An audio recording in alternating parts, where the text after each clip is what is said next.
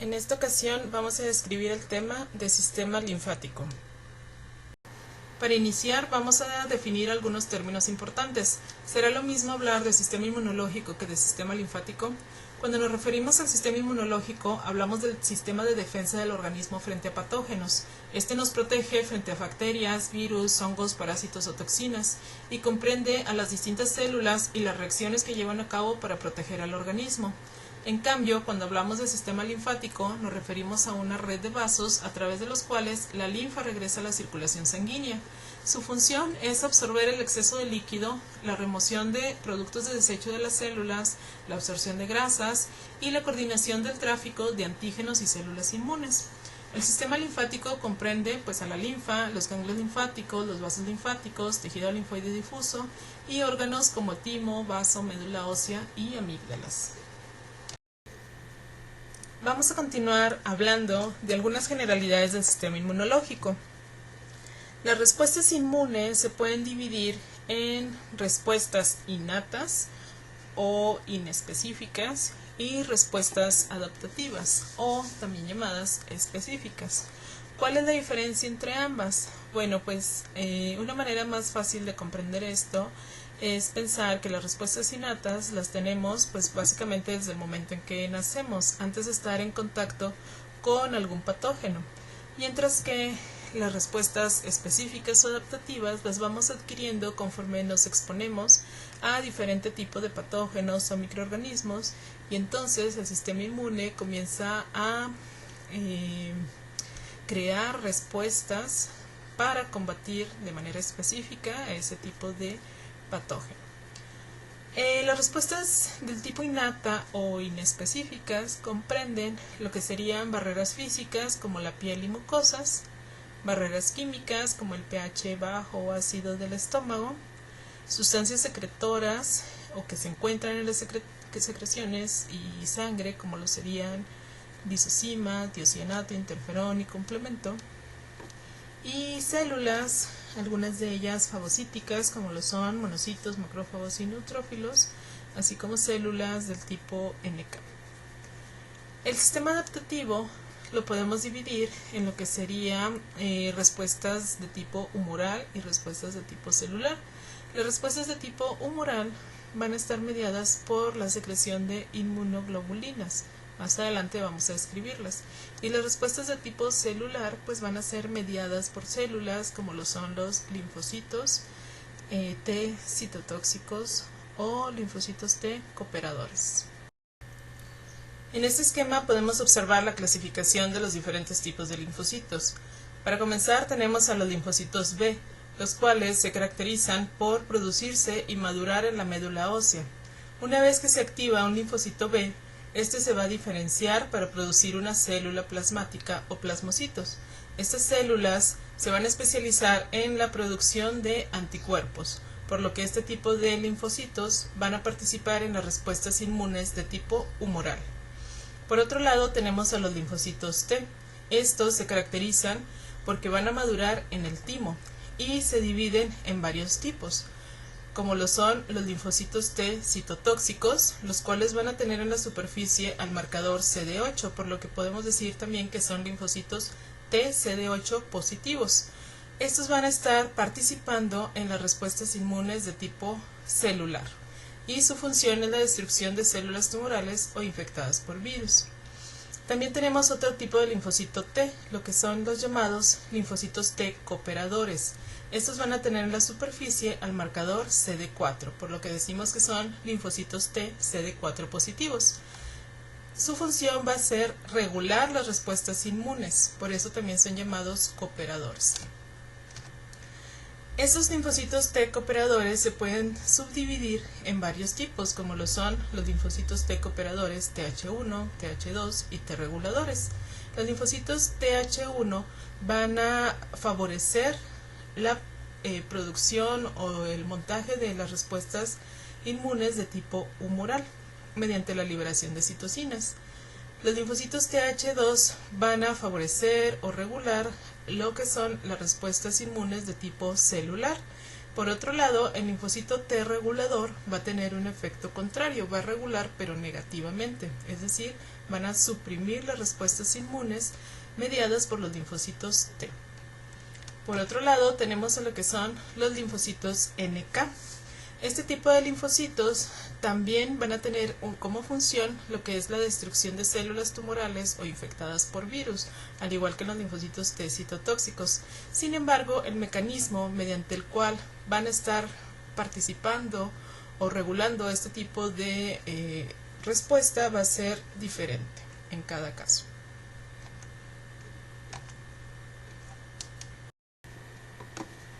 En esta tabla encontramos los marcadores de cúmulo de diferenciación de uso más común en la práctica clínica. Estas moléculas de cúmulo de diferenciación son moléculas que se encuentran en la superficie de los linfocitos y nos van a ayudar a clasificarlos. Nos vamos a centrar en algunos de los más relevantes, como lo son la molécula CD3. Esta se expresa principalmente en los linfocitos T y forma un complejo con el receptor del linfocito T. Otra molécula importante es el CD4. Esta se encuentra en la superficie de los linfocitos T, pero únicamente los linfocitos T de tipo cooperador. También se encuentra en monocitos y macrófagos. Es miembro de la superfamilia de las inmunoglobulinas, interactúa con moléculas MH2 y además tiene una relevancia clínica ya que se une a la proteína vírica GP120 del VIH, por lo que este virus ataca o infecta principalmente a este tipo de linfocito, lo que sería el linfocito T cooperador o linfocito T CD4 positivo. Otra molécula relevante es el marcador CD8. Este se encuentra en los linfocitos T, pero específicamente los de tipo citotóxico. Actúa como un miembro de la familia de las inmunoglobulinas e interactúa con moléculas del tipo MHC de tipo 1. Estas las vamos a describir más adelante. Otras dos moléculas relevantes sería la molécula CD19, que se encuentra en linfocitos B y células dendríticas, actúa como correceptor con CD21 y es un marcador clínico para todas las etapas del desarrollo de los linfocitos B. Y la molécula CD20, la cual también se expresa en los linfocitos B. Aquí hay un error que deben de corregir, debe decir linfocitos B. ¿Cuál es la función de esta molécula en la superficie de los linfocitos B? Va a formar conductos de calcio y también va a actuar como un marcador para etapas avanzadas del desarrollo de linfocitos B. Eso significa que el marcador CD19 se expresa en los linfocitos B durante todas sus etapas de desarrollo, mientras que la molécula CD20 se expresa en el linfocito B únicamente en etapas avanzadas de su desarrollo.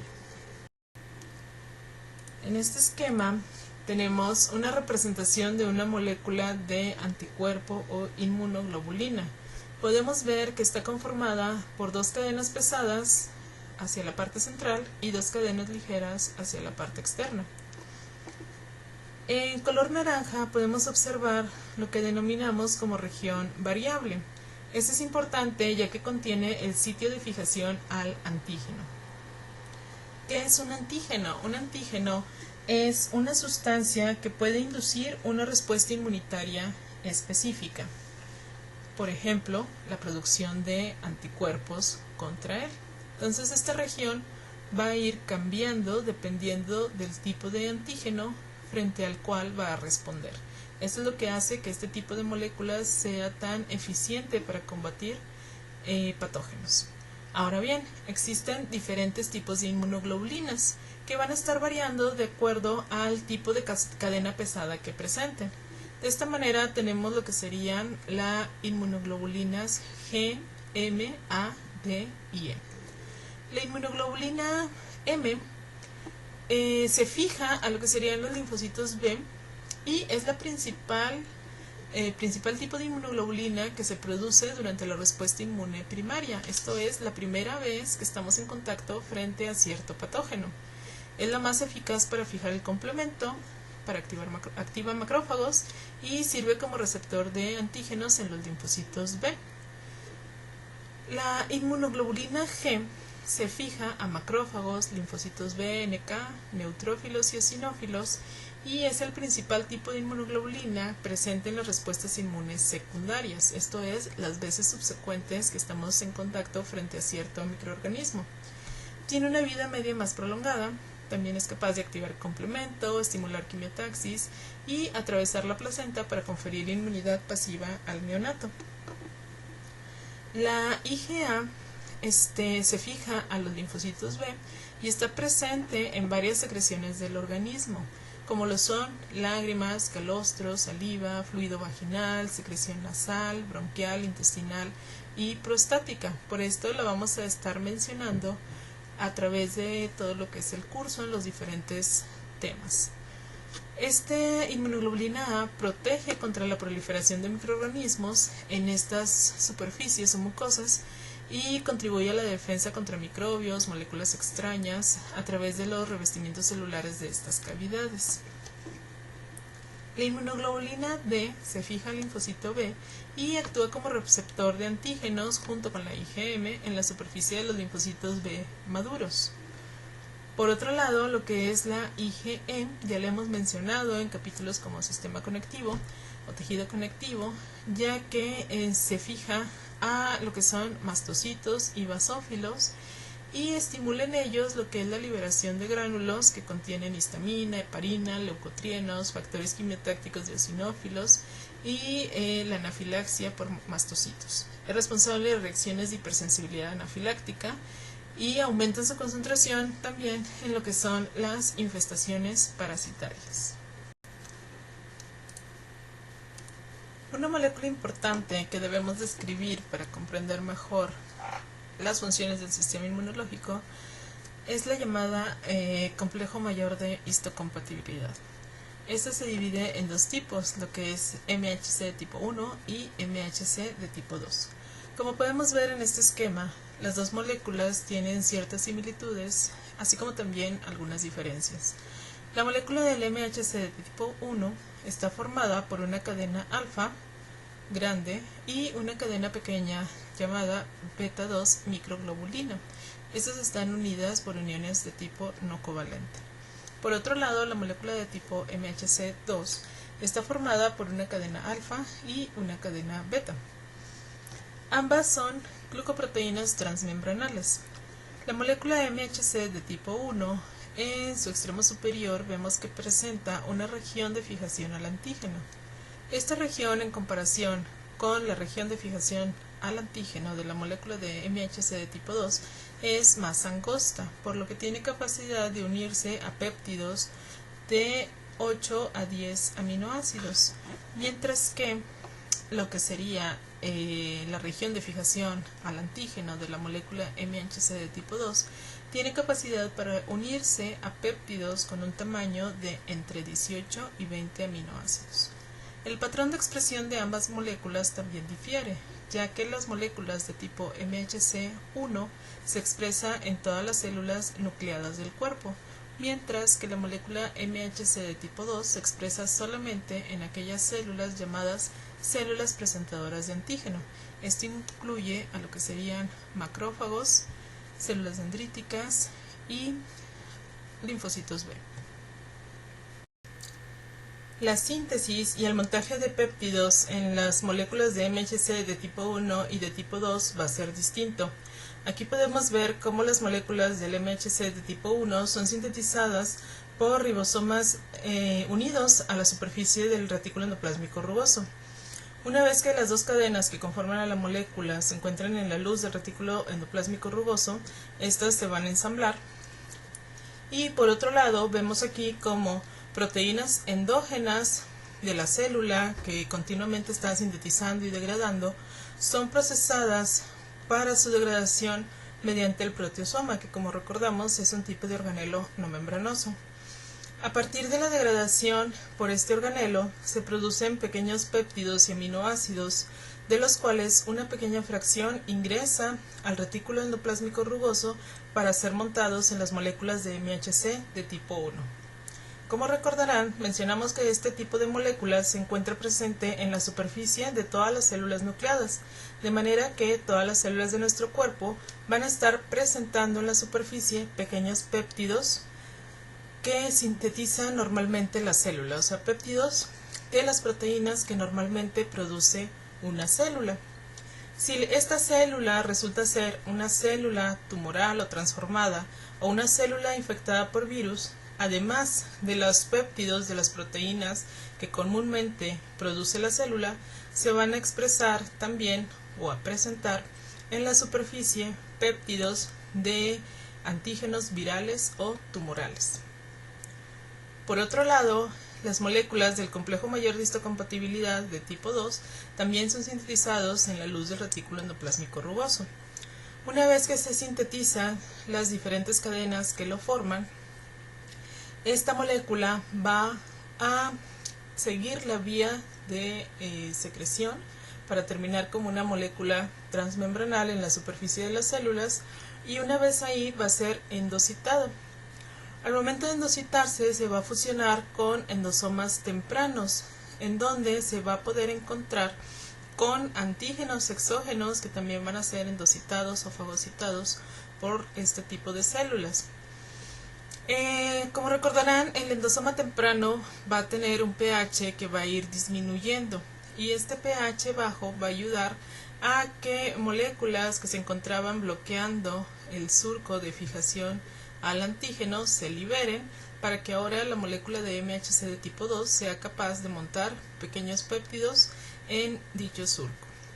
Posteriormente, esta molécula, ya con el antígeno o con el péptido en el surco montado, va a ser secretada o de nuevo va a liberarse hacia la superficie celular para terminar como una proteína transmembranal con el antígeno procesado en la superficie, de manera tal que este tipo de moléculas MHC de tipo 2 va a presentar principalmente antígenos de tipo exógeno, mientras que las moléculas de MHC de tipo 1 van a presentar principalmente antígenos o proteínas endógenas.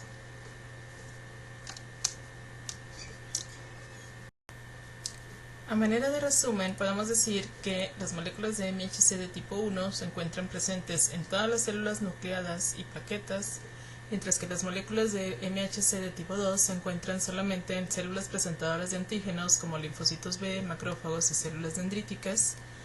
Las moléculas de MHC de tipo 1 van a presentar antígenos endógenos originados en el citoplasma, como pueden ser antígenos tumorales y virales, mientras que las moléculas de MHC de tipo 2 presentan antígenos exógenos que se originan de manera extracelular, como antígenos de hongos o bacterias. Las moléculas de MHC de tipo 1 van a presentar antígenos a linfocitos T citotóxicos y se unen a las moléculas CD8, mientras que las moléculas del MHC de tipo 2 presentan antígenos a los linfocitos T cooperadores y se unen a las moléculas CD4. Aquí podemos ver cómo una célula tumoral está expresando un antígeno endógeno, un antígeno tumoral, a través de las moléculas de MHC de tipo 1. Este antígeno va a ser presentado a lo que son los linfocitos T CD8 positivos. Vemos aquí cómo esta molécula de superficie CD8 se une a la molécula del MHC de tipo 1. Y este complejo antígeno MHC1 va a ser reconocido por el receptor de linfocitos T o TCR. Además de esta unión, también va a existir la unión de otras moléculas que son llamadas coestimuladoras, como lo es la unión de la molécula CD28 con la molécula B7 de la célula tumoral. Por este lado podemos ver como un macrófago que fagocitó antígenos extraños extracelulares procesa y presenta dichos antígenos a través de las moléculas del tipo MHC2. Aquí podemos observar cómo este MHC de tipo 2 presenta antígenos procesados a lo que son los linfocitos T CD4 o linfocitos T cooperadores. Este complejo antígeno MHC2 es reconocido a través del receptor de linfocitos T. Junto con esta unión se va a dar también lo que es el reconocimiento o la unión de la molécula CD4 hacia el MHC de tipo 2. De igual manera va a ocurrir una coestimulación mediante la unión de otras moléculas como lo son CD28 con la molécula B7. De esta manera podemos observar cómo la presentación de antígenos es distinta dependiendo si se trata de una célula tumoral o infectada por virus hacia un linfocito TCD8 positivo o linfocito T citotóxico, o si es la presentación de un antígeno extracelular a través de un macrófago o una célula presentadora de antígenos para estimular a lo que sería un linfocito T cooperador. En esta diapositiva podemos ver el tipo de respuesta mediada por linfocitos B. Como mencionamos anteriormente, el linfocito B puede actuar como una célula presentadora de antígenos, por lo cual expresa en su superficie la molécula del complejo mayor de histocompatibilidad de tipo 2. Una vez que un linfocito B capta algún antígeno, este lo internaliza para procesarlo y montarlo posteriormente en este tipo de molécula MHC de tipo 2. Posteriormente, el linfocito B va a interactuar con un linfocito T CD4 positivo, un linfocito T cooperador. Al darse esta interacción, el linfocito T cooperador se va a activar y va a comenzar la liberación de citocinas como son las interleucinas 2, 4, 5, 10, 13 y la interleucina 2, la cual va a estar autoestimulando al linfocito T cooperador para que prolifere.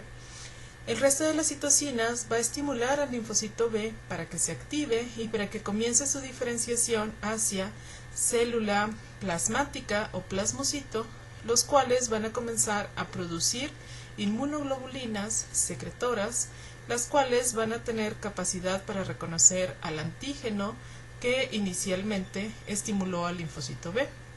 Una población de este tipo de linfocitos se va a quedar como linfocitos B de memoria, para estar ahí preparados o listos para una subsecuente infección con el mismo tipo de patógeno. En este otro esquema podemos ver ahora lo que sería la activación, pero de un linfocito NK. Habíamos mencionado que este tipo de linfocito va a actuar en contra de células tumorales o células infectadas por virus. Aquí podemos observar cómo este tipo de linfocito NK va a tener en su superficie receptores de interferón y receptores de FC. Si recuerdan, FC es una de las regiones de las inmunoglobulinas.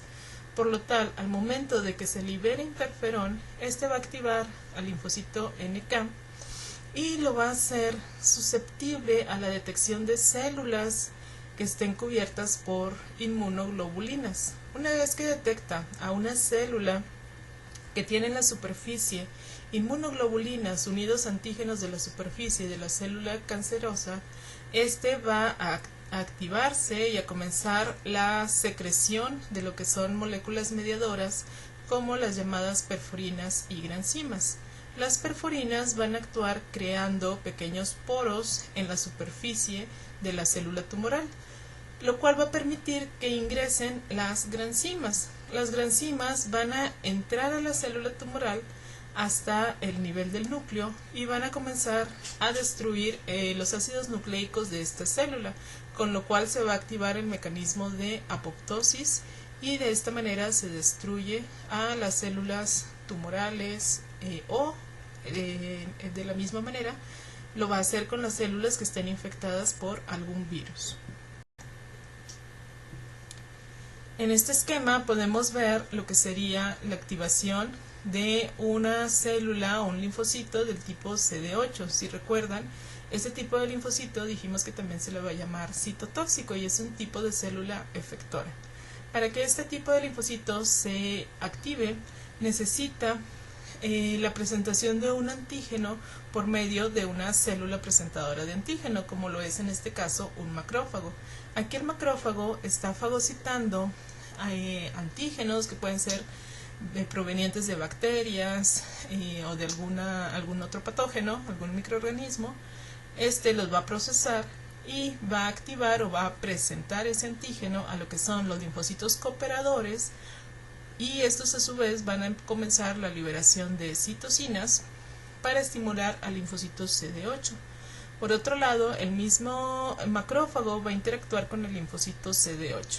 Es a través de estos dos estímulos, la presentación del antígeno y la liberación de citocinas por parte de los linfocitos T cooperadores, que el linfocito TCD8 se va a activar y va a comenzar a buscar a todas aquellas células que expresen el antígeno con el que fue estimulado este linfocito. Una vez que el linfocito se activa o detecta una célula que expresa este tipo de antígenos, va a comenzar la liberación de perforinas y granzimas. De la misma manera, las perforinas van a crear pequeños poros en la superficie de la célula infectada por virus o célula tumoral, y estos van a permitir la entrada de las granzimas que van a destruir el material genético, activando de esta manera la destrucción por el mecanismo de apoptosis. En este recuadro podemos ver a mayor detalle cómo la interacción que se da entre la célula presentadora de antígeno y el linfocito TCD8 es mediado a través de la molécula MHC de tipo 1, ya que, como recordarán, esta molécula va a interactuar con lo que es la molécula de membrana CD8, y esto lo hace a través del receptor del linfocito T o TCR. Aquí podemos observar a un macrófago, el cual contiene en su interior bacterias que proliferan en fagosomas, es decir, previamente fagocitó una bacteria y ésta continuó proliferando en el interior de dicho macrófago, en el interior de estos fagosomas. Una vez que este macrófago logra procesar antígenos provenientes de esta bacteria, los presenta en las moléculas de MHC de tipo 2 a los linfocitos T cooperadores. Estos, al ser estimulados, comienzan con la liberación de interleucinas como la IL-2, que facilita la proliferación de estos linfocitos, y a la vez estos linfocitos TCD4 cooperadores van a liberar interferón gamma. Este interferón es capaz de estimular al macrófago para activarlo, para que de esta manera logre eliminar esas bacterias intracelulares. A esto le llamamos activación de forma clásica, o un macrófago también denominado como M1. En este esquema podemos observar cómo cuando un monocito es activado, depende del tipo de citocinas que intervengan en dicha activación, va a dar lugar a dos tipos de macrófagos, lo que son los macrófagos M1, que es el ejemplo que acabamos de ver con la estimulación por medio de interferón gamma, o los macrófagos de tipo M2, que se les llama también de activación alternativa. Estos son activados mediante estimulación por interleucinas como la IL-10, IL-4 o IL-13. La función de ambos macrófagos es muy distinta. Ambos van a estar liberando citocinas y quimiosinas, pero la actividad de estas quimiosinas va a ser muy distinta. Por un lado, lo que son los macrófagos M1 de activación clásica van a tener actividad antiviral, antibacteriana, supresión de tumores y la inmunoestimulación, mientras que los macrófagos de tipo M2 van a dar lugar a respuestas de inmunosupresión, a la reparación de tejidos, a la angiogénesis, y pueden dar lugar a la progresión tumoral si se encuentran gran cantidad de macrófagos M2 en el ambiente intratumoral. Hemos visto cómo la estimulación de los linfocitos da lugar a la secreción de diferentes moléculas, como lo son las interleucinas. En esta tabla podemos ver algunas de las interleucinas más importantes, como lo son la interleucina 2, la interleucina 10, la interleucina 12, las cuales son liberadas por linfocitos T cooperadores principalmente, aunque también lo pueden hacer otras células como mastocitos, neutrófilos, incluso células endoteliales, y sus funciones principales pues van a variar mucho dependiendo del tipo de interleucina, como por ejemplo la interleucina 2 va a inducir la proliferación y diferenciación de linfocitos T cooperadores y linfocitos T citotóxicos, linfocitos B y linfocitos NK, es decir, es una citocina o una interleucina que induce la división o la proliferación y diferenciación de los linfocitos en general. Por otro lado tenemos a la interleucina 10, la cual va a actuar sobre los linfocitos T como un factor inhibidor de la síntesis de citocinas e inhibe las funciones de macrófagos.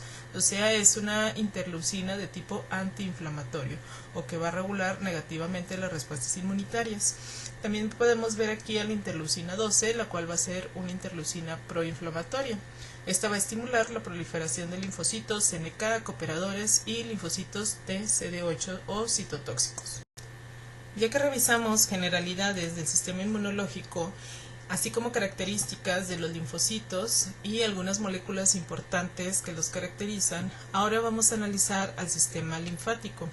El sistema linfático se puede dividir en órganos linfoides primarios y secundarios. Los órganos linfoides primarios son los que elaboran los componentes celulares del sistema inmunitario, es decir, los linfocitos, y va a comprender a la médula ósea y al timo.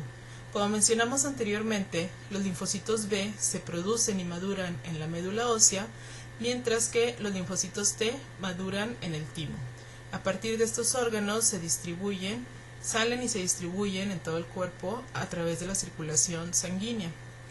Los órganos linfoides secundarios, en estos va a tener lugar las respuestas inmunes y incluye a lo que son los ganglios linfáticos, el vaso, las amígdalas, así como el tejido linfoide asociado a mucosas, como lo es el tejido linfoide asociado a bronquio o BALT y el tejido linfoide asociado a intestino o GALT. Los linfocitos van a estar continuamente circulando a través de lo que es la circulación sanguínea y la circulación linfática. Estos linfocitos pueden salir de la circulación sanguínea para llegar a los diferentes órganos y tejidos del cuerpo, como lo puede ser un epitelio o alguna mucosa, y pueden regresar a la circulación a través de vasos linfáticos aferentes. Como podemos ver aquí, la circulación linfática va a estar interrumpida en diferentes puntos por lo que son los ganglios linfáticos.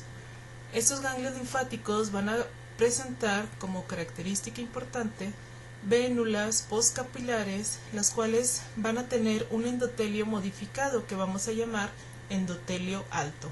Esto significa que las células endoteliales en esta región no son planas o escamosas, sino cúbicas, y es un sitio importante por el cual salen linfocitos de la circulación sanguínea hacia el ganglio linfático, hacia el parénquima del ganglio linfático. Una vez que los linfocitos proliferan en esta región, pueden regresar a la circulación a través de lo que son vasos linfáticos eferentes. Los vasos linfáticos comienzan como redes de capilares ciegos en el tejido conjuntivo. Son más abundantes debajo de piel y mucosas y van a eliminar sustancias y líquido que proviene del metabolismo de las células y los tejidos para regresarlos a la circulación sanguínea.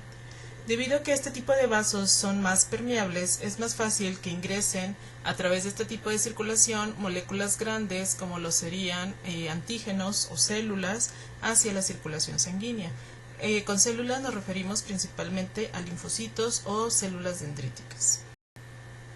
Distribuidos en las membranas mucosas vamos a encontrar el tejido linfoide difuso y nódulos linfáticos. En este corte podemos observar lo que sería la mucosa del intestino grueso. Aquí vemos glándulas tubulares simples y entre una glándula y otra podemos observar el tejido conectivo laxo. Este tejido conectivo laxo se caracteriza por ser muy celular y presentar gran cantidad de sustancia fundamental, fibroblastos, así como otras células, entre las cuales van a predominar lo que son linfocitos y algunos plasmocitos, así como eosinófilos. Este tipo de mucosa, como podemos ver, tiene una gran cantidad de este tipo de células para poder enfrentar a cualquier microorganismo que sea capaz de penetrar la barrera epitelial. Además del tejido linfático difuso, en las paredes de lo que corresponde al tubo digestivo, vías respiratorias y el sistema urogenital, se van a encontrar regiones localizadas de linfocitos. A estas las vamos a llamar nódulos linfáticos o folículos linfáticos. Estas se encuentran bien definidas, pero una característica importante es que no se encuentran encapsuladas. En esta micrografía podemos observar un corte de la mucosa del duodeno. En la región de la derecha podemos ver el epitelio que recubre esta mucosa y debajo el tejido conectivo laxo con gran cantidad de linfocitos. Estos se caracterizan por presentar un núcleo redondo, pequeño e hipercromático. Estos linfocitos se encuentran más concentrados en esta estructura, que la vamos a conocer como nódulo linfático. Este nódulo linfático se va a caracterizar por la presencia de una región central más clara llamada centro germinativo. Esta región es donde van a estar proliferando los linfocitos una vez que son estimulados o activados, esto es mediante la presentación de antígenos. Estos linfocitos o linfoblastos que se encuentran en esta región están sufriendo mitosis y estos linfocitos se van a caracterizar por tener mayor cantidad de citoplasma. Una vez que los linfocitos maduran, salen de esta región y se concentran en la región del manto, que es esta región más basófila que se encuentra rodeando al centro germinativo. Y una vez aquí, los linfocitos deben de regresar a la lámina propia para combatir algún microorganismo que se encuentre en la región dañada, alguna región dañada del epitelio. En esta micrografía podemos ver un corte de amígdala palatina. Esta se caracteriza por estar cubierta por una mucosa oral, que es un epitelio plano estratificado no queratinizado, por tener estas hendiduras muy angostas y profundas que son llamadas criptas y pues desde luego por la gran cantidad de nódulos linfáticos que están presentes en esta región. A la derecha podemos ver un aumento que involucra al epitelio, que se caracteriza, como ya mencionamos, por ser un epitelio plano estratificado no queratinizado, y en la parte superior podemos ver cómo el epitelio está infiltrado por una gran cantidad de linfocitos. En esta micrografía podemos observar de nuevo una superficie irregular, criptas muy profundas y angostas y una gran cantidad de nódulos linfáticos. Estos nódulos se caracterizan por la presencia de su centro germinativo y su manto. Como ya saben, los nódulos son acumulaciones de linfocitos. Si un nódulo presenta esta región llamada centro germinal o germinativo, significa que se está llevando a cabo la proliferación de ese tipo de linfocito, es decir, hubo activación de alguna estirpe de linfocitos por medio de la presentación de antígenos. Aquí podemos ver un mayor aumento de la amígdala palatina en un corte teñido con H&E. Vemos la superficie irregular, el epitelio que la recubre, un epitelio plano estratificado, las criptas o hendiduras angostas y profundas, así como los nódulos linfáticos en gran cantidad debajo del epitelio. A la derecha vemos una amplificación donde se aprecia con mayor detalle el epitelio. Observamos las células planas. Es un epitelio estratificado formado por varias capas de células epiteliales y más o menos a esta altura podemos observar la división entre el tejido epitelial y el tejido conectivo laxo subyacente, que está infiltrado por una gran cantidad de linfocitos. Aquí podemos ver un corte de la pared del intestino delgado. Específicamente en la región del ilion podemos encontrar un cúmulo de nódulos linfáticos que corresponde a lo que denominamos como placas de Peyer. Estas se van a encontrar cubiertas por la mucosa intestinal y van a participar en la defensa frente a infecciones intestinales. Ahora vamos a continuar con los órganos linfoides. Estos se caracterizan por estar rodeados por una cápsula de tejido conectivo. El primer órgano linfoide que vamos a revisar es el ganglio linfático. En el cuerpo humano se encuentran alrededor de 600 o 700 ganglios linfáticos. Estos se encuentran distribuidos principalmente en la región del cuello, axilas e ingle. El tamaño promedio de los ganglios es de entre 2 a 20 milímetros y su función es filtrar las sustancias que se desplazan a través del líquido linfático, es decir, filtrar antígenos que se encuentran en la linfa. En este esquema podemos ver la forma riñonada que caracteriza a un ganglio linfático. En amarillo podemos observar la cápsula que rodea a este órgano. Se trata de tejido conectivo denso y regular, formado principalmente por fibras de colágeno de tipo 1. Esta cápsula se invagina para formar finas trabéculas. Por la región convexa vamos a encontrar varios vasos linfáticos aferentes, los cuales presentan válvulas para dirigir la linfa hacia el interior del ganglio linfático. En la región convexa vamos a encontrar una depresión que forma el ilio, en donde vamos a encontrar un vaso linfático eferente, además de vasos arteriales que penetran el órgano, así como un vaso venoso o una vena. Ahora bien, una vez que ingresa la linfa, va a llegar a una región o un espacio llamado seno subcapsular.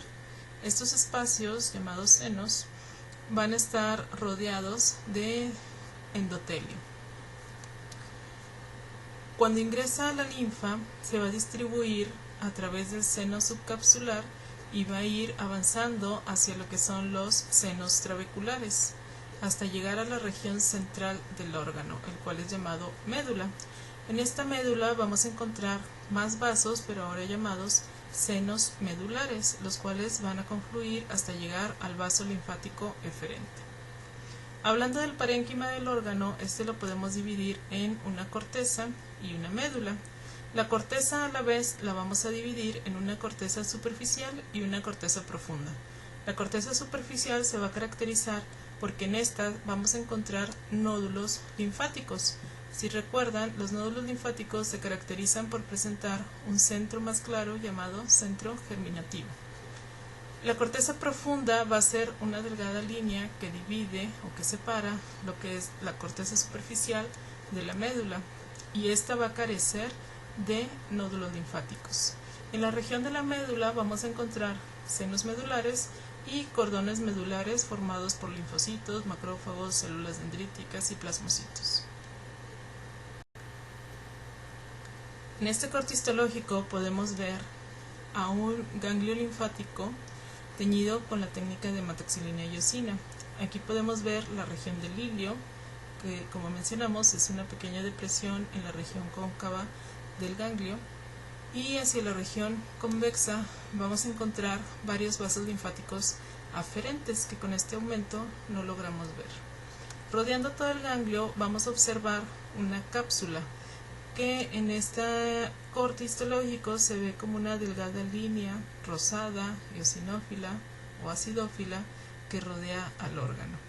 Debajo de esta se encuentra el seno subcapsular, que es esta región más pálida debajo de la cápsula, y los senos trabeculares, que son estas regiones igual pálidas que van a estar penetrando hacia la región de la corteza del ganglio.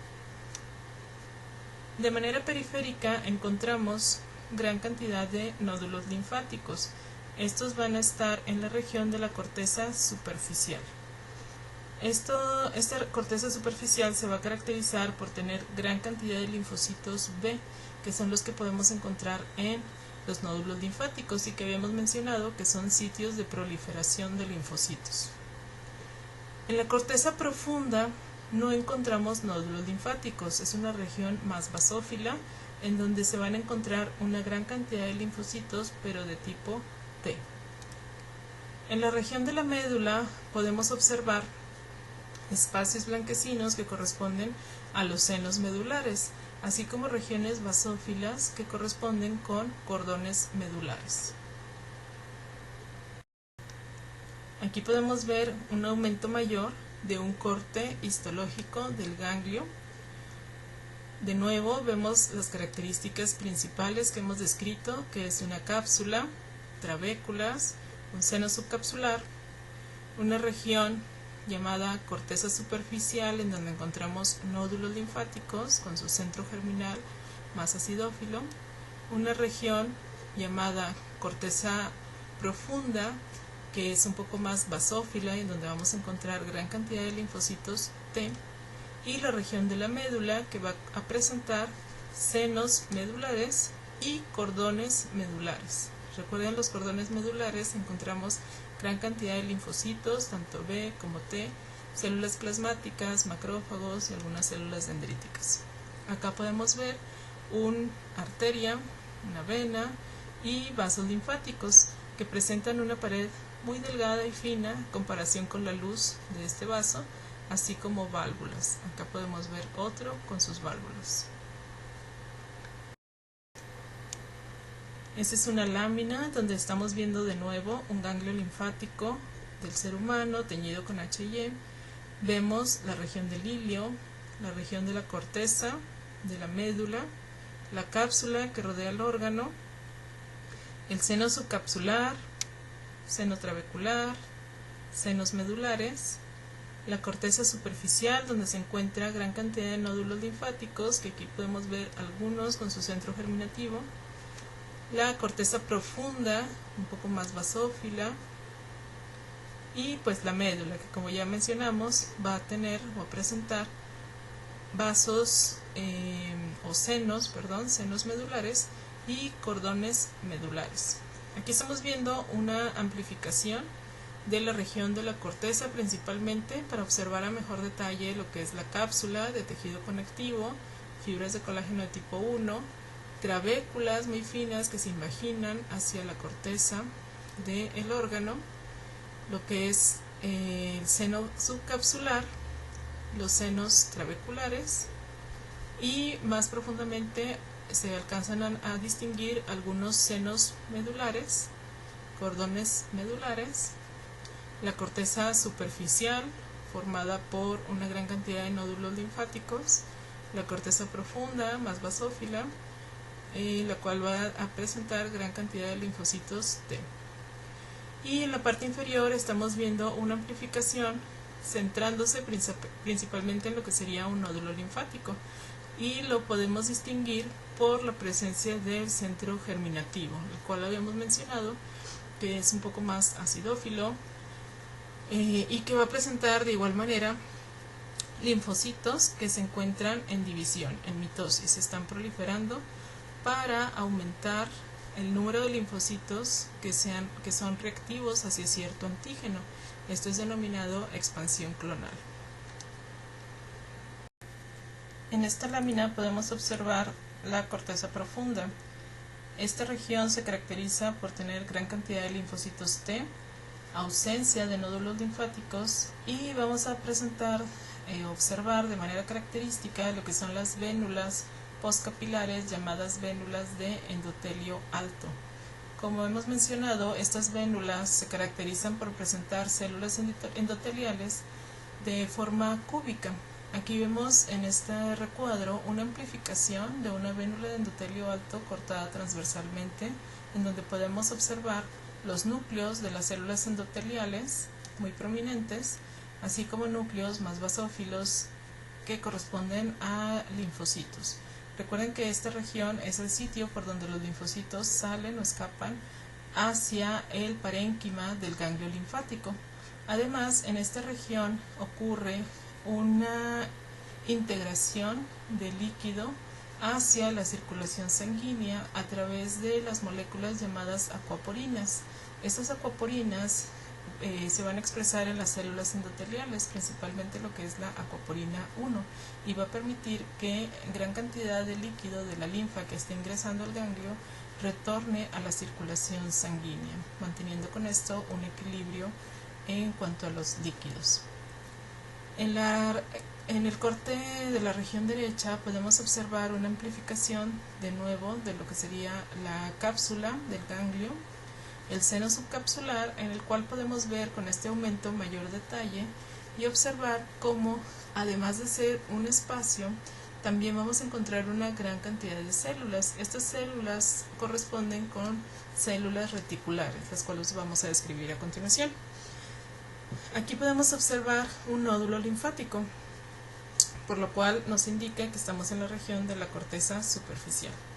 En la parte inferior vemos un corte histológico que se enfoca en la región del ilio. En este podemos observar en la región superior cómo se observan vasos linfáticos eferentes con válvulas. De nuevo presentan una pared muy delgada cubierta por un endotelio y válvulas.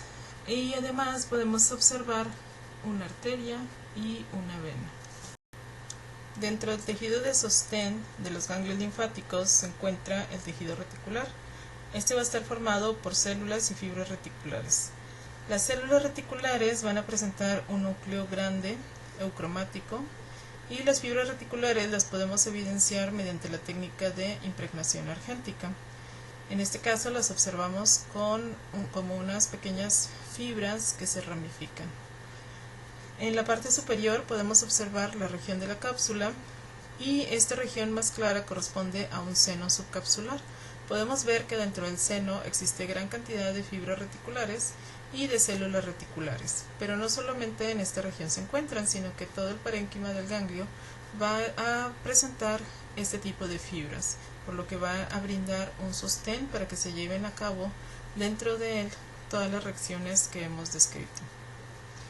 Estas fibras reticulares y células reticulares en la región del seno subcapsular van a ser de gran importancia, ya que van a permitir detener o hacer un poco más lento el flujo de la linfa a través de estos espacios, permitiendo con ello la captación de antígenos. Aquí podemos ver una micrografía electrónica de transmisión en donde se observa una célula reticular. Esta presenta un núcleo ovalado con gran cantidad de eucromatina y heterocromatina hacia la periferia.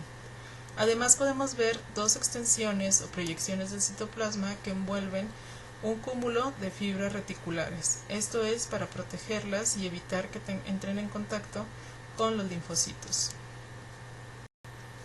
En este esquema podemos ver cómo es el flujo de linfocitos y de linfa a través del ganglio linfático.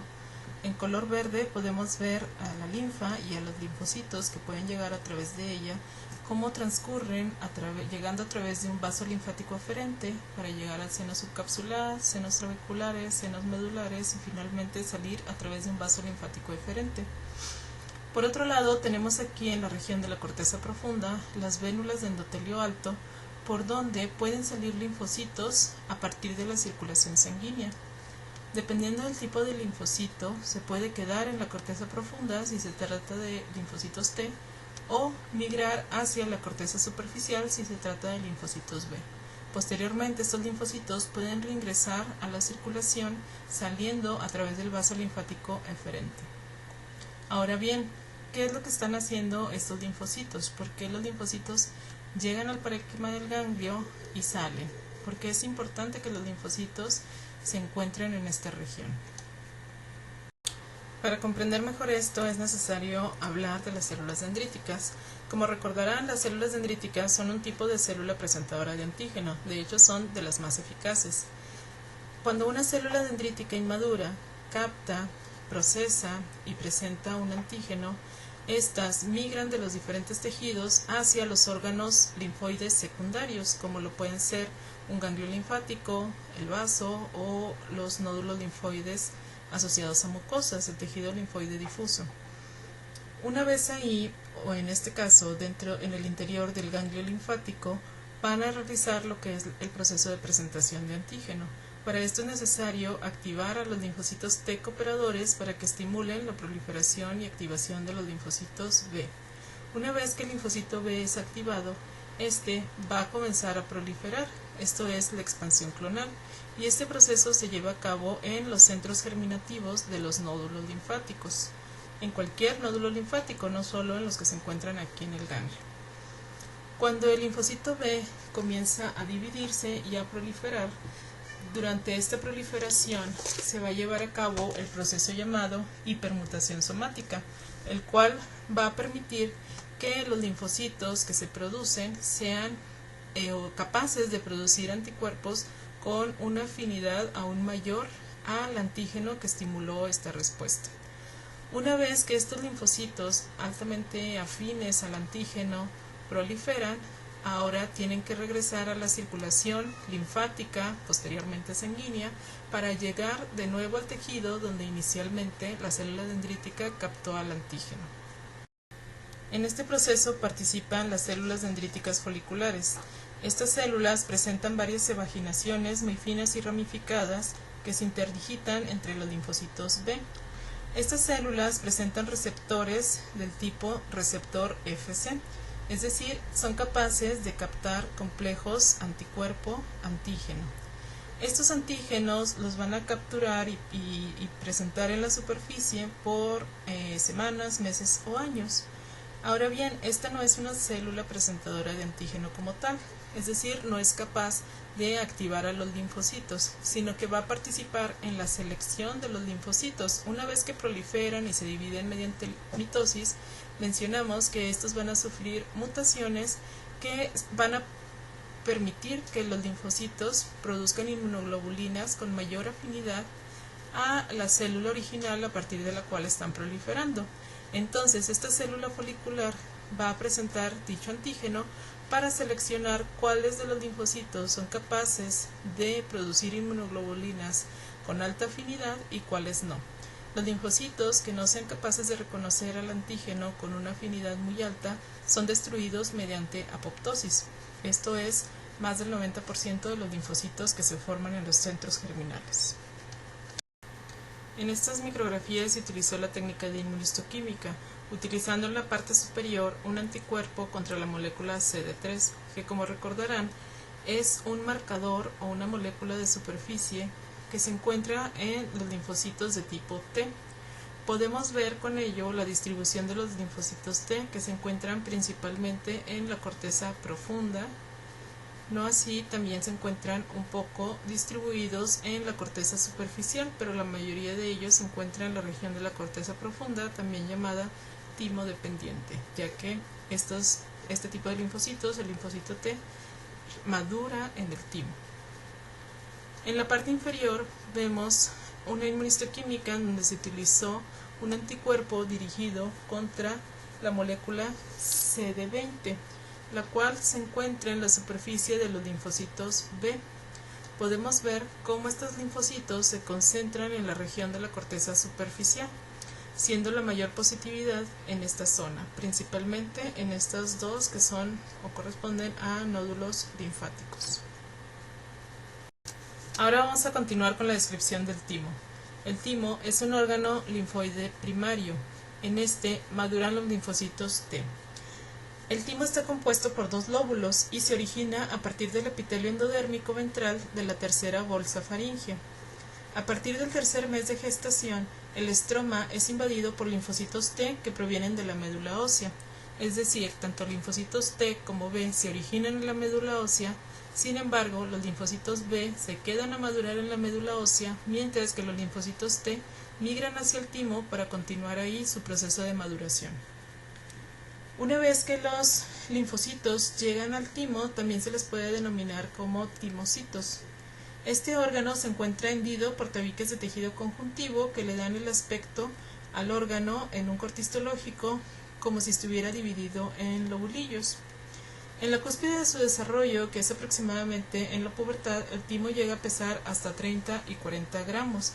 A partir de este momento comienza su involución.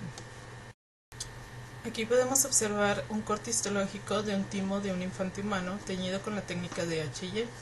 En este podemos ver rodeándolo una cápsula de tejido conjuntivo, acidófila. Esta está formada principalmente por tejido conectivo denso irregular y fibras de colágeno de tipo 1.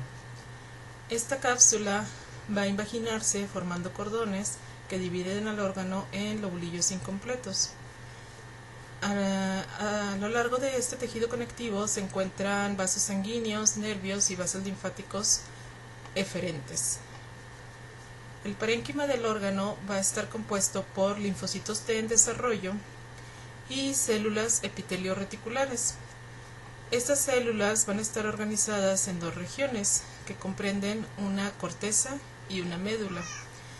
La corteza va a ser de coloración más basófila, mientras que la médula va a tener una coloración más clara y un poco más acidófila.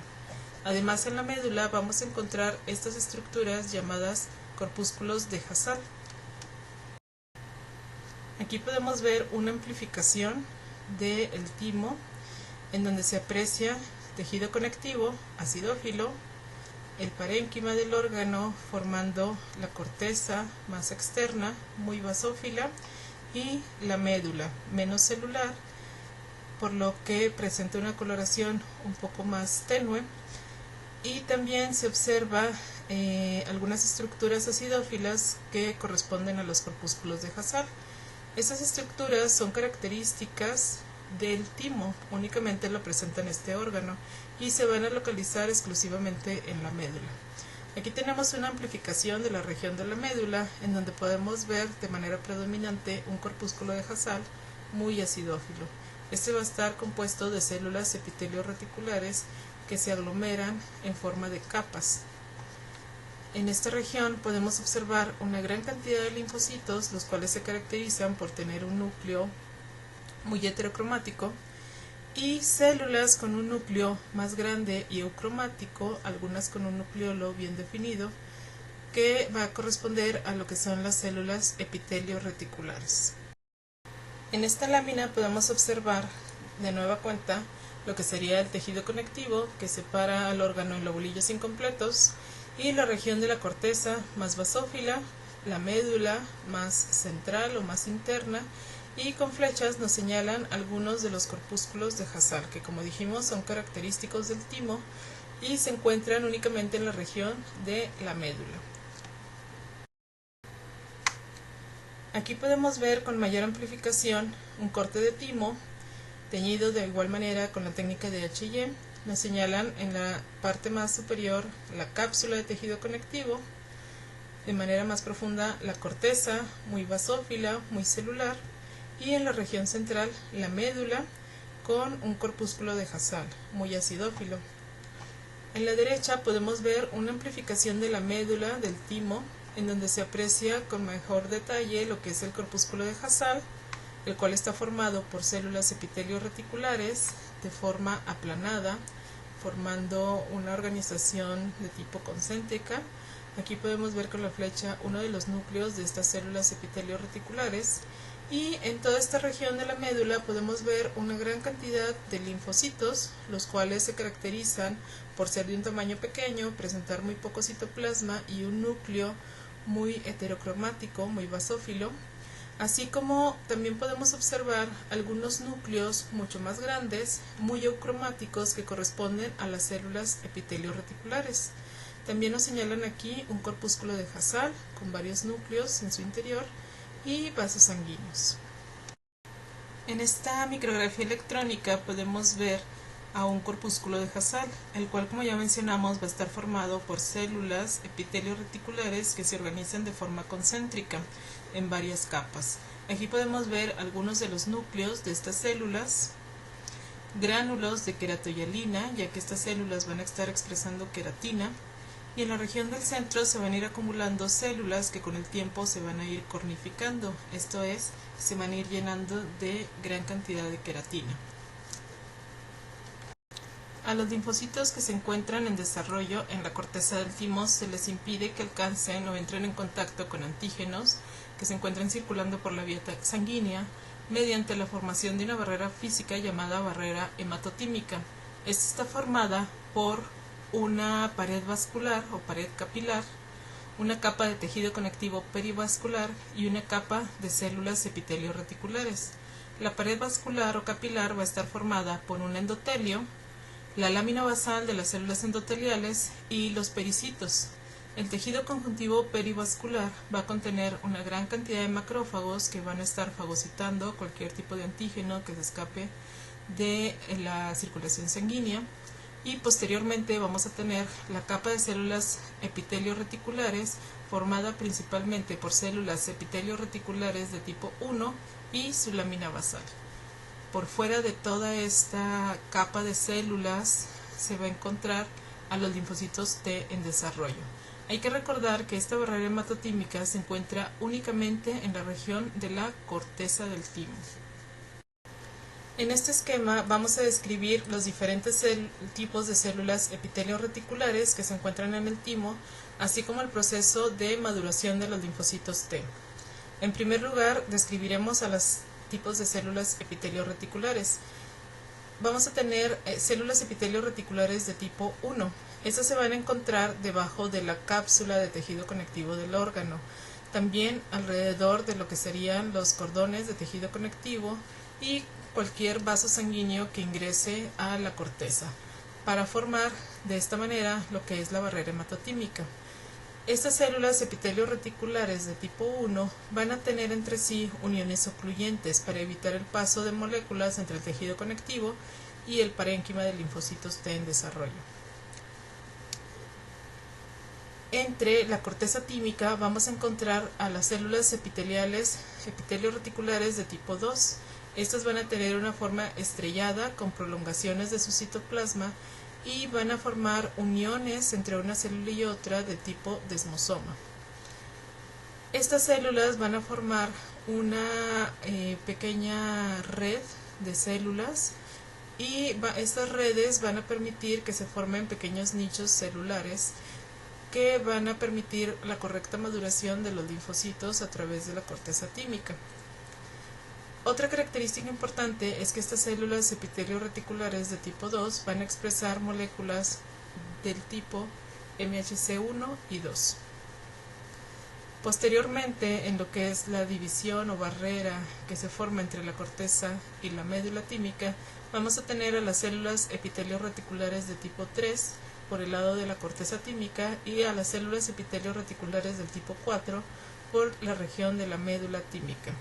Estas células epitelio-reticulares van a tener uniones ocluyentes y van a permitir la correcta separación de la médula y la corteza. Las células epitelio-reticulares de tipo 3 también van a expresar moléculas del complejo mayor de histocompatibilidad del tipo 1 y 2. En la región de la médula vamos a encontrar una red de células epitelio-reticulares de tipo 5. Estas también presentan prolongaciones de su citoplasma y se van a unir entre ellas a través de desmosomas. Por último, tenemos a las células epitelio-reticulares del tipo 6 que se van a encontrar en la médula tímica y que van a estar organizadas de forma concéntrica, formando pequeñas láminas de células aplanadas que reciben el nombre de corpúsculos de Hassall. Y como mencionamos, estos son característicos de la médula del timo. Y con el tiempo se van a ir cornificando, es decir, llenando de queratina. Como recordarán, la queratina es un tipo de filamento intermedio. Además, la queratina normalmente se tiñe con colorantes ácidos, por lo que estas estructuras son muy acidófilas. Ahora, hablando del proceso de maduración de los timocitos, vamos a comenzar con una capa de células de linfocitos en maduración que se encuentra justo debajo de la capa de células epitelio-reticulares de tipo 1. Estos linfocitos se les llama doble negativo. Esto es porque no expresan aún ninguno de los antígenos de superficie o moléculas de superficie llamadas CD del tipo 4 u 8. Una vez que estos linfocitos comienzan su proceso de maduración, comienza la expresión de la molécula CD1 para posteriormente comenzar a expresar las moléculas CD4, CD8, CD3 y TRC, que es el receptor de células T. Posteriormente, estos linfocitos van a continuar con el proceso llamado selección positiva. Este es mediado por las células epitelio-reticulares de tipo 2 y tipo 3, que como mencionamos van a estar expresando moléculas del complejo mayor de histocompatibilidad de tipo 1 y 2. El proceso de selección positiva consiste en seleccionar aquellos linfocitos que son capaces de reconocer al complejo mayor de histocompatibilidad. Las células que logran reconocer este complejo junto con los antígenos que están montados en él, ya sean propios o extraños, a través de su molécula TCR, son seleccionados positivamente, es decir, pasan hacia la médula para continuar con su proceso de maduración. Los linfocitos que no logran reconocer al complejo mayor de histocompatibilidad no pasan este proceso de selección y se van a una muerte celular mediada por apoptosis. Una vez en la médula, los linfocitos van a interactuar con las células epitelio-reticulares de tipo 5. Estas células van a expresar antígenos propios, una diversidad de moléculas que son específicas de los diferentes tejidos propios del organismo. Todos aquellos linfocitos que sean capaces de reconocer a los antígenos propios van a ser seleccionados negativamente, es decir, no van a pasar a la siguiente ronda o a la circulación sanguínea, sino que van a ser seleccionados para morir por apoptosis. Si los linfocitos no reconocen a los antígenos propios, pueden salir hacia la circulación, pero antes de ello se van a quedar con un solo marcador. Como recordarán, en este proceso de maduración, los linfocitos expresaban tanto la molécula CD4 como CD8, por lo cual también se les conoce como dobles positivos. Pero al llegar a la médula y pasar el proceso de selección negativa, estos van a quedarse con la expresión de un solo tipo de molécula CD para dar lugar a las diferentes poblaciones de linfocitos, ya sean CD4 positivos o CD8 positivos. Una vez que llegan o que pasan esta selección negativa, van a entrar a la circulación sanguínea. Como recordarán, en la porción de la médula no hay barrera hematotímica, solamente esta se encuentra en la región de la corteza. Por lo tanto, esto les permite o les facilita que los linfocitos se integren a la circulación a través de vénulas postcapilares. Ahora, ¿cuál es la función de los corpúsculos de Hasal? El corpúsculo de Hasal va a estar liberando moléculas que van a favorecer el proceso de maduración de los linfocitos, como algunas interleucinas. Ahora vamos a continuar con la descripción del vaso. El vaso es el órgano linfoide más grande, tiene el tamaño aproximado de un puño cerrado. Este se ubica en el cuadrante superior izquierdo de la cavidad abdominal y tiene una irrigación sanguínea muy abundante. Las funciones del vaso van a ser varias. Por un lado, el vaso tiene funciones dentro del sistema inmunológico, como la son la presentación de antígenos por las células presentadoras de antígeno, activación y proliferación de linfocitos T y B, producción de anticuerpos y eliminación de antígenos que se encuentran circulando a través de la sangre. Por otro lado, también va a llevar a cabo funciones hematopoyéticas, como lo son la captación y destrucción de eritrocitos y plaquetas envejecidos, dañados y anómalos, la recuperación del hierro de la hemoglobina de los eritrocitos, la formación de eritrocitos durante la vida fetal inicial y el almacenamiento de sangre, sobre todo en algunas otras especies, no tanto en el humano. En este esquema podemos ver la organización del vaso.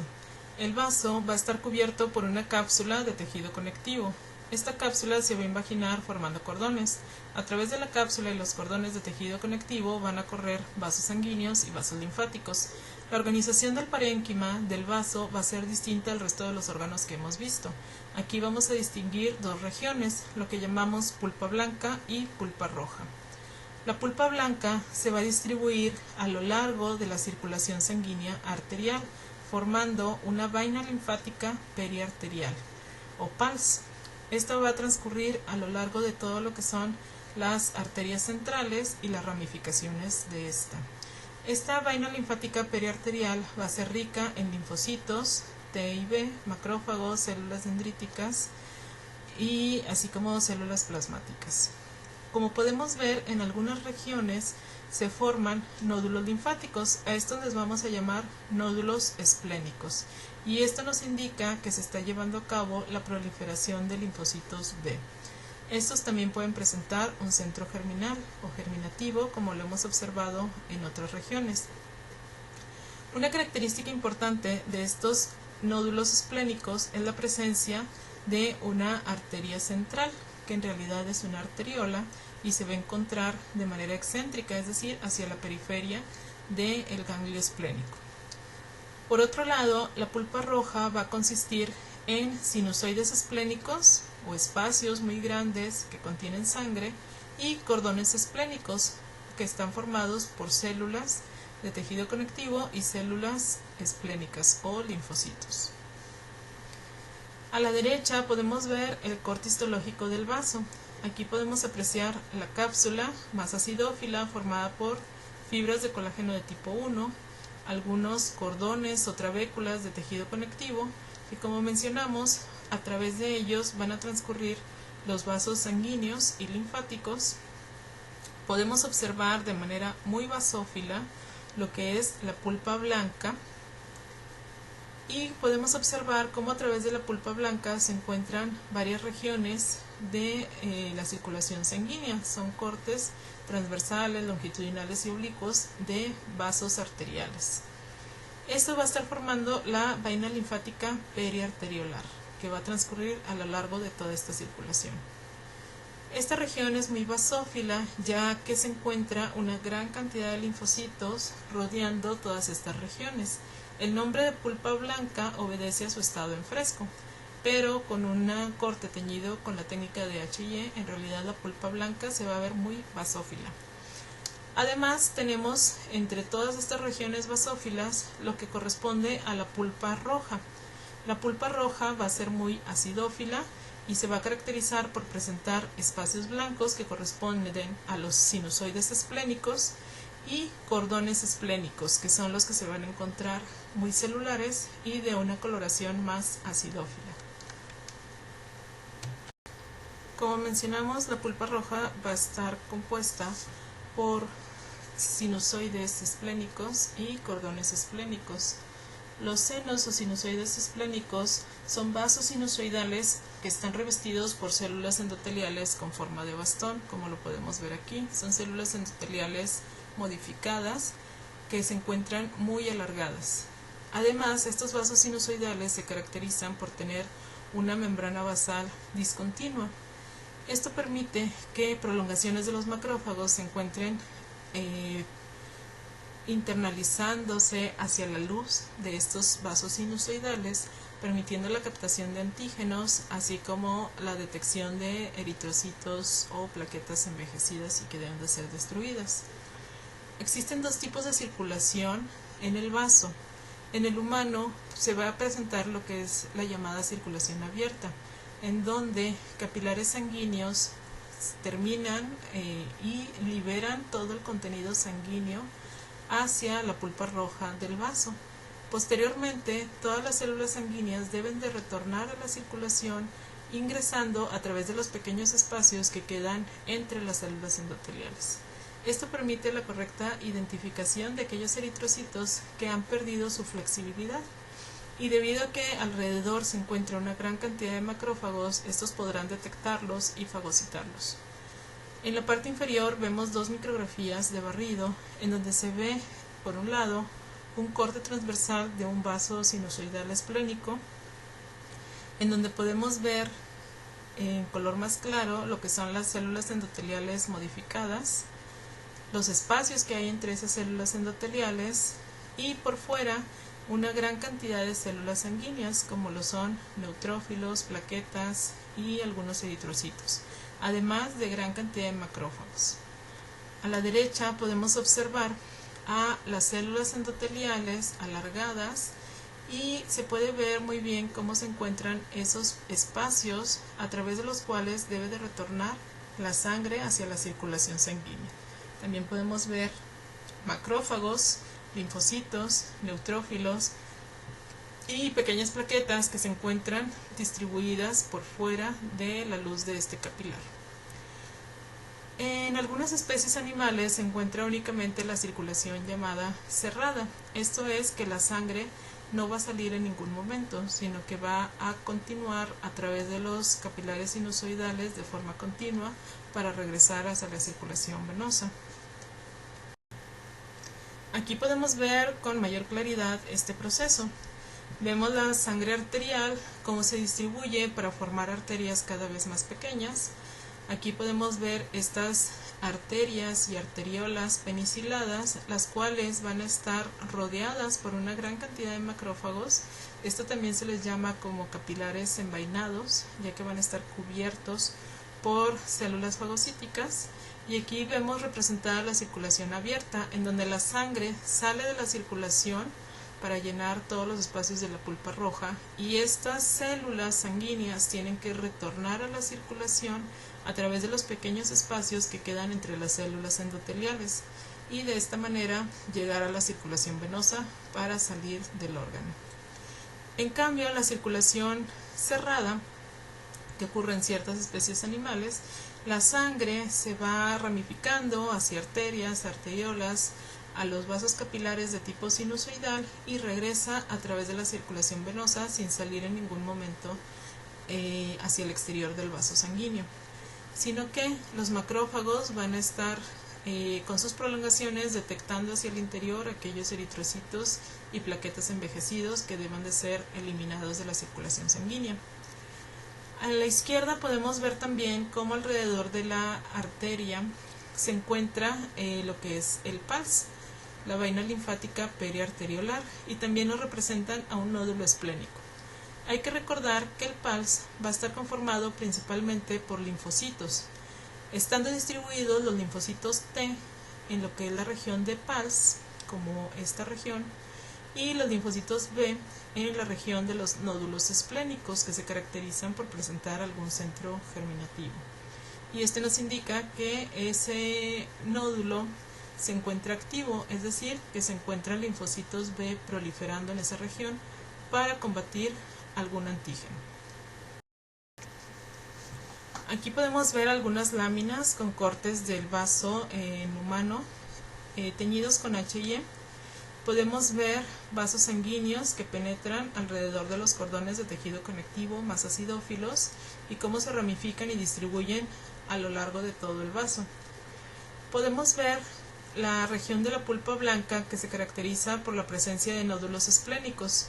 Estos los podemos identificar por la presencia de un centro germinativo, que es una región más pálida en la porción central de cada nódulo esplénico, rodeada por la región del manto, que es más basófila. Además, habíamos comentado que los nódulos esplénicos se caracterizan por la presencia de una arteriola central que se encuentra hacia la periferia del nódulo esplénico. Entonces, en este sitio se encuentran proliferando linfocitos B, y estos linfocitos B van a madurar para diferenciarse hacia células plasmáticas productoras de anticuerpos, participando así en la inmunidad humoral. Entre todos estos nódulos esplénicos vamos a encontrar esta región que corresponde a la pulpa roja, que, como mencionamos, va a estar conformada por espacios sinusoidales o sinusoides esplénicos y cordones de células o cordones esplénicos. A la derecha podemos ver una amplificación en donde vemos con mayor aumento lo que es la circulación sanguínea, las capas de tejido conectivo que rodean esos vasos sanguíneos, la pulpa roja formada por sinusoides o espacios abiertos, capilares sinusoidales o capilares esplénicos, cordones celulares, que va a tener gran cantidad de células sanguíneas, macrófagos, y en esta región podemos ver un poco de la pulpa blanca. En la parte inferior podemos ver con mayor amplificación lo que sería un nódulo esplénico. Como mencionamos, estos nódulos se caracterizan por la presencia de un centro germinativo y el manto. A la periferia podemos encontrar una pequeña arteriola central, que es característico de que este nódulo que estamos observando se encuentra en la región del vaso, ya que los nódulos esplénicos que se encuentran en el tejido linfoide difuso, en los ganglios linfáticos, no presentan esta característica. Algo que hay que recordar también es que los nódulos linfáticos pueden ser de dos tipos, primarios o secundarios. Esto es dependiendo si presentan o no centro germinal. Cuando presentan centro germinativo nos indican que el nódulo linfático se encuentra activo, y esto es después de que ha ocurrido la presentación de un antígeno. Esto estimula la proliferación de los linfocitos B o la expansión clonal, y es lo que da lugar a este aspecto más claro hacia el centro del nódulo linfático, que corresponde al centro germinativo. Alrededor vamos a tener pulpa roja. Aquí tenemos un aumento de la pulpa roja del vaso en el ser humano. Como podemos ver, tenemos una gran cantidad de vasos de tipo sinusoidal o sinusoides esplénicos y cordones esplénicos, así como también tejido conectivo. Aquí, con una mayor amplificación, podemos ver un sinusoide cortado transversalmente. Lo que vemos como estas pequeñas líneas es un corte transversal de cada una de las células endoteliales que, como mencionamos, tienen forma alargada, como de bastón. También podemos ver en la luz varios linfocitos. A la derecha podemos ver un vaso sanguíneo, el cual va a estar drenando las pequeñas vénulas postcapilares para continuar así a través de la circulación venosa y salir del órgano a través de la región del ilio. Estos cortes corresponden a vaso, pero ahora teñidos con la técnica de impregnación argéntica. En estos podemos ver cómo el estroma del vaso se encuentra con gran cantidad de fibras reticulares. Estas fibras reticulares las podemos ver de color negro o oscuro, azul muy oscuro, y son fibras que se ramifican. Como recordarán, las fibras reticulares corresponden a colágeno de tipo 3 y sirve para dar sostén a diversos órganos, como lo son los órganos linfoides, como el ganglio, el vaso, a excepción del timo, y algunos otros órganos como el hígado o el riñón. Aquí podemos ver los sinusoides esplénicos y algunos vasos sanguíneos. En esta tabla les resume las características más importantes del tejido linfoide difuso, los ganglios linfáticos, el timo y el vaso. Y es de gran relevancia para ver de manera resumida las principales características. Aquí vemos la función principal, como lo es la vigilancia inmunológica de las membranas mucosas en el caso del tejido linfoide difuso. Estos son nódulos linfoides que se encuentran dispersos de manera individual a lo largo de todo lo que son las mucosas del tubo digestivo, las vías respiratorias, sistema urogenital, y les recomiendo que busquen en los cortes histológicos o en el recurso que se les compartió en el foro, que es el microscopio virtual de la Universidad de Michigan, en cortes de estómago, de intestino o de pulmón, para ver si encuentran estos nódulos linfoides o tejido linfoide difuso. Los ganglios linfáticos, la función es filtrar linfa, generar respuestas inmunes a los antígenos de la linfa. El timo, desarrollar linfocitos T inmunocompetentes. Y en el caso del vaso, su función principal va a ser filtrar la sangre, eliminar eritrocitos y plaquetas viejas y generar respuestas inmunitarias contra los antígenos circulantes. Los órganos linfoides van a presentar cápsula, a excepción del tejido linfoide difuso, que como mencionamos, una característica importante es que no están rodeados por una cápsula, sino que son aglomeraciones de linfocitos que se encuentran en los tejidos ya mencionados. Los órganos que presentan corteza son únicamente los ganglios y el timo, así como una médula. Los órganos que presentan nódulos linfoides o linfáticos van a ser pues el tejido linfoide difuso, los ganglios linfáticos y el vaso, pero este último solamente en la pulpa blanca. Hay que recordar que en el timo no hay presencia de nódulos linfáticos. Vasos linfáticos aferentes vamos a encontrarlos solamente en los ganglios linfáticos. Vasos linfáticos eferentes los podemos encontrar en todos los órganos y tejidos linfoides. Vénulas de endotelio alto las vamos a encontrar o van a ser característicos en el tejido linfoide difuso cuando encontramos nódulos linfáticos bien establecidos, como en las amígdalas, el apéndice o las placas de Peyer. Y también los vamos a encontrar en los ganglios linfáticos, únicamente en la región de la corteza profunda. Y bueno, cada uno presenta varios rasgos característicos que ya fuimos mencionando a lo largo de este tema. A manera de resumen, vamos a hablar de manera general de las funciones de cada uno de los órganos del sistema linfoide, así como también cómo es que participa un poco el sistema inmunológico en combinación con este sistema linfoide. Para comenzar, tenemos los órganos linfoides primarios, que como dijimos son la médula ósea y el timo. En la médula ósea se producen y maduran los linfocitos B. En el timo se van a madurar lo que son los linfocitos T. Ambos tipos de linfocitos van a ingresar a la circulación sanguínea para ser distribuidos en los diferentes órganos y tejidos del cuerpo. Ahora bien, los órganos linfoides secundarios, que corresponden a los ganglios linfáticos, al vaso y el tejido linfoide difuso se van a encontrar como una línea de defensa en la piel y las mucosas. De manera que si un organismo logra penetrar al cuerpo en alguna región, debido a que logró superar lo que es la inmunidad innata, que como habíamos mencionado son barreras como la piel, las mucosas, el pH ácido, lisozima y células fagocíticas como neutrófilos y macrófagos, si logra pasar todas estas barreras y ese microorganismo, por ejemplo una bacteria, logra infectar algún tejido, en el tejido se van a encontrar células presentadoras de antígeno que deberán migrar a un nódulo linfático más cercano, ya sea un ganglio linfático, al vaso o al tejido linfoide difuso.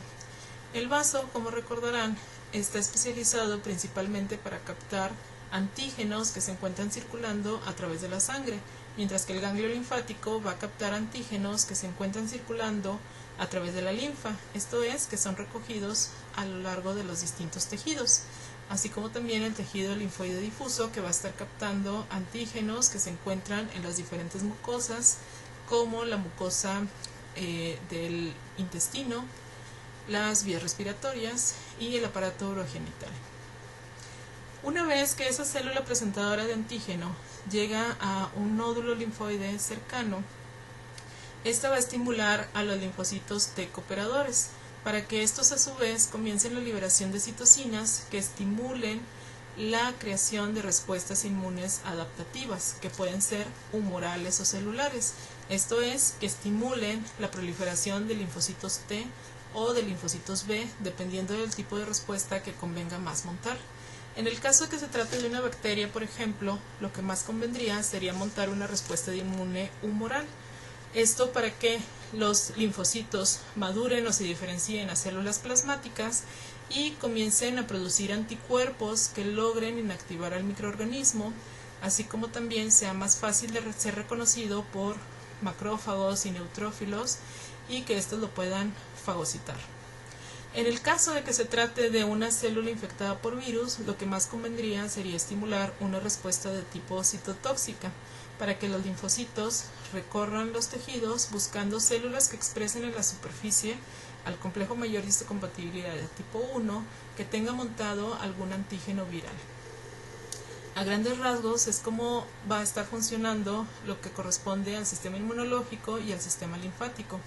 Como vimos, son sistemas distintos pero que se complementan, ya que el sistema inmunológico va a estar actuando y utilizando lo que es al sistema linfático para llevar a cabo las diversas respuestas en esos órganos. La linfadenitis es una inflamación de los ganglios linfáticos.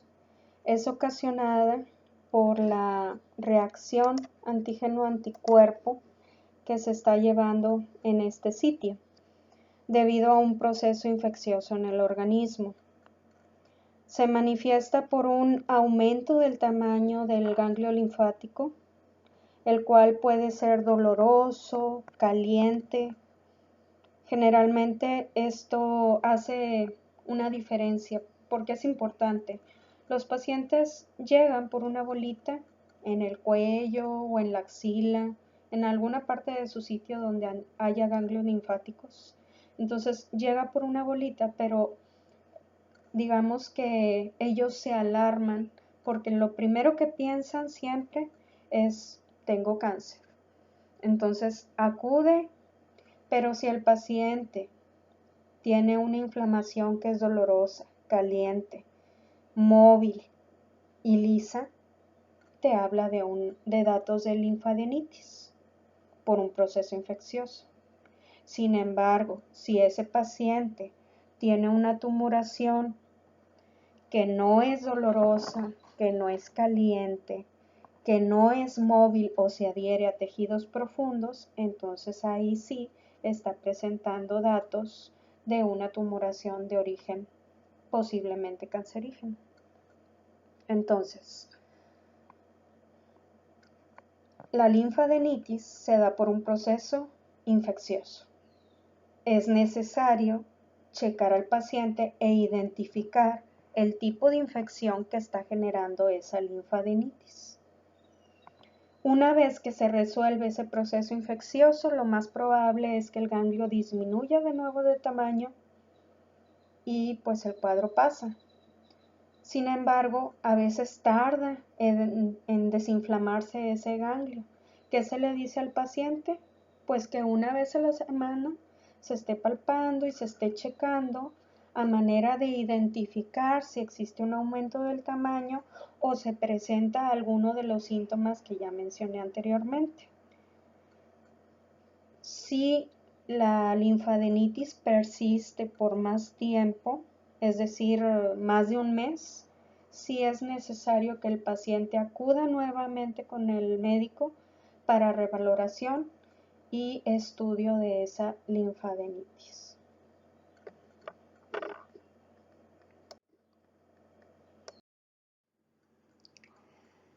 El VIH es un retrovirus ARN que contiene la enzima transcriptasa reversa, es decir, que a través de ARN monocatenario se puede generar ADN. El virus inyecta su información genética en el citoplasma de los linfocitos TCD4 cooperadores, que son las células blanco de este virus. Entonces el sistema inmune produce una respuesta a través de linfocitos T, CD8 citotóxicos y anticuerpos, dirigidos contra esas partículas virales, pero con esto destruye a los linfocitos TCD4. De hecho, el nivel de linfocitos TCD4 es el mejor indicador de la progresión de la infección por el VIH. Cuando estos linfocitos TCD4 disminuyen, el paciente es incapaz de generar una respuesta inmunitaria adecuada contra infecciones pues de origen viral o bacteriano, y el paciente incluso puede morir por infecciones oportunistas o por cáncer.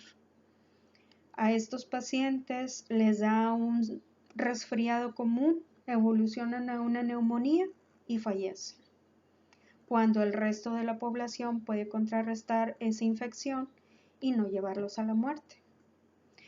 ¿Qué se les da a estos pacientes? Se les puede tratar con un fármaco que se llama ácido timidina, que es un inhibidor de la transcriptasa reversa.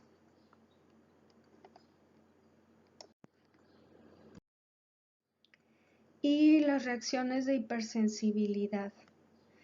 Esto se refiere a una reacción inmunitaria exagerada frente a la exposición ulterior, es decir, por segunda ocasión o por más ocasiones a un alergeno. Esta respuesta inmunitaria, en lugar de favorecer al organismo, produce efectos indeseables. Se puede dar por la picadura de un insecto, por exposición a medicamentos a los cuales es hipersensible el organismo, a alimentos, ¿sí? El caso es que se monta una respuesta inmunitaria exagerada. Esta va a estar mediada por anticuerpos IgE,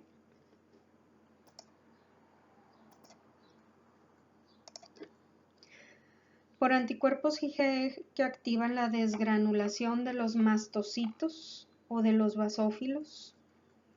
Los eosinófilos también pueden ser reclutados a este sitio de inflamación, y en general se producen en el paciente síntomas relacionados con la liberación de histamina, que es un mediador localizado en los gránulos de estas células. Entonces se condiciona al paciente, por ejemplo, a una inflamación de la mucosa nasal, lo cual genera una rinitis, es decir, el aumento del flujo y la secreción de moco. O en la piel puede generar un exantema, es decir, múltiples ronchitas en todo el cuerpo, a lo cual llamamos urticaria.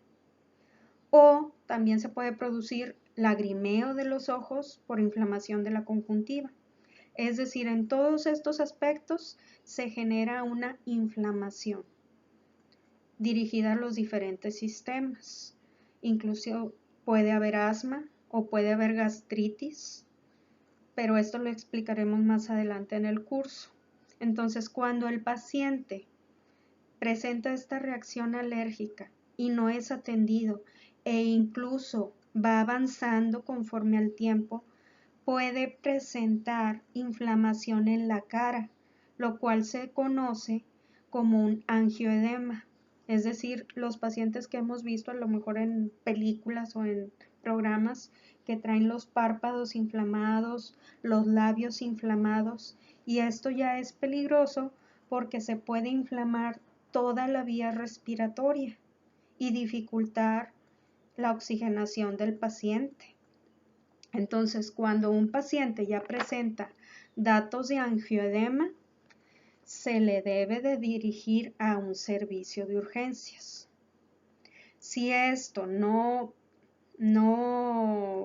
pasa y sigue progresando el cuadro, en ocasiones puede generarse una reacción anafiláctica, es decir, una vasodilatación generalizada en el organismo, el cual puede poner en riesgo la vida del paciente por un shock anafiláctico. Entonces esos pacientes llegan a urgencias sin poder respirar, con edema generalizado, todos rojos de la piel por esa gran vasodilatación que sufren en su organismo. La mayor parte, como dije, del tratamiento está dirigido al bloqueo de la liberación de la histamina, es decir, se dan inhibidores de la liberación de histamina como son los antihistamínicos. La loratadina, la clorfenamina, son ejemplos de estos antihistamínicos. Sin embargo, como ahorita mencioné, un paciente con anafilaxia ya requiere un tratamiento con adrenalina. Y como dije, lo tienes que direccionar a un servicio de urgencias, porque ya está en riesgo su vida. Si no se le aplica adrenalina, ese paciente va a fallecer.